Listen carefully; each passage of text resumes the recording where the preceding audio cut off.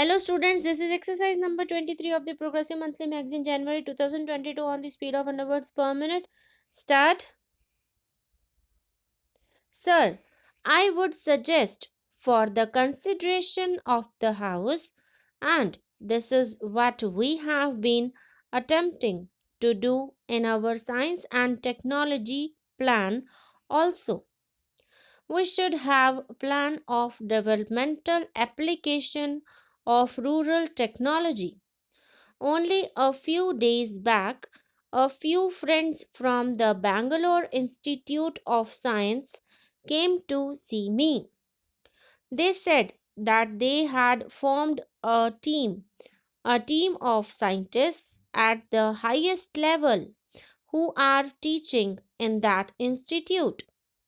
They said they decided to go to a village about 70 miles away from Bangalore and settle down there and then identify the problems there, trying to find out how science and technology could be applied for the purpose of removing backwardness there, for the purpose of improving the productivity, for the purpose of bringing about a better environment there. They have had some short term experience in functioning in the village. They told me that they were encouraged very much, not only by the results which are coming out of their experiment, but by the response from the scientific community. It is obvious from this, perhaps, that each high level scientific, technological, or technical institution should be asked to take over a specific area and concentrate their efforts there to find out how science and technology could be applied for the purpose of better development of that area and to increase the productivity. Therefore, it is only science and technology which could provide the answer to remove this backwardness. And it is on the basis of this alone that we would be able to tackle many of the problems with which we are confronted, whether it is unemployment or the removal of poverty, particularly in the rural areas. So, this is the answer for that. The honorable members talked about rural indebtedness. Rural indebtedness is also due to the feudal traditions which have been allowing bonded labor and other things. All these will have to go. And it is not merely this indebtedness but also the exploitation of the rural poor by the private money lenders which has to go. My honorable friend pointed out this thing. As far Bihar is concerned, it is a coal mine area. I recently went through a report. This person knew something about what was happening there, how the coal miners were being exploited by a set of organized money lenders and other antisocial elements. You talk about protecting the labor and protecting the poor, but have you gone there? Have you tried to organize and see that these malpractices are removed?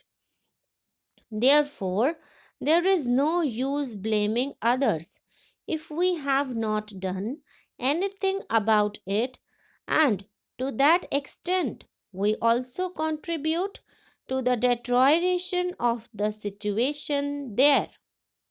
Therefore, it is a challenge to all of us. There is no use of throwing blame on somebody if the private money lender is going to lead to this sort of exploitation of rural poor and even of the industrial labor, then we have got to sit down and think about it, how to abolish it, how to eradicate this practice.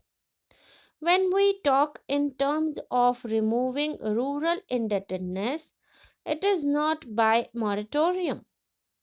Of course, that is a part of it, but it cannot stop there. We have to proceed further. You should have organizations to cater to the needs of these people. They are also, they want to continue in the same old tradition. How do these people get indebted? They get indebted because they want to imitate the rich in performing their marriages. They want to have the same funeral ceremonies. They want to have the same birth ceremonies, and therefore some of their indebtedness starts with this wasteful expenditure. Therefore, the social customs is a thing which stands in the way. But for this social custom, who sets the pattern? It is the rich people, even the educated people, who set the pattern. Therefore, if we want to remove the rural indebtedness and if you want to remove the root cause for this, then all of us will have to respond to this and set an example to the poor, because they would look respectable only when they perform the marriage in a certain style, because we are doing the same. When we talk about the rural indebtedness, let us not attack the rural indebtedness in isolation. Unless we attack the social customs which lead to the wasteful expenditure, even this rural indebtedness cannot be tackled in an effective way. So, it has to be looked at as a whole and not in isolation. We should look at it from that point of view. It is the educated group, the richer section of the people, who spoil the poorer sections by their own wasteful expenditure. I am coming to dowry. When we talk about it, in the International Year for Women, we are thinking of liberating the women. Can we liberate them from the dowry system? Who are the worst sinners in this dowry system today?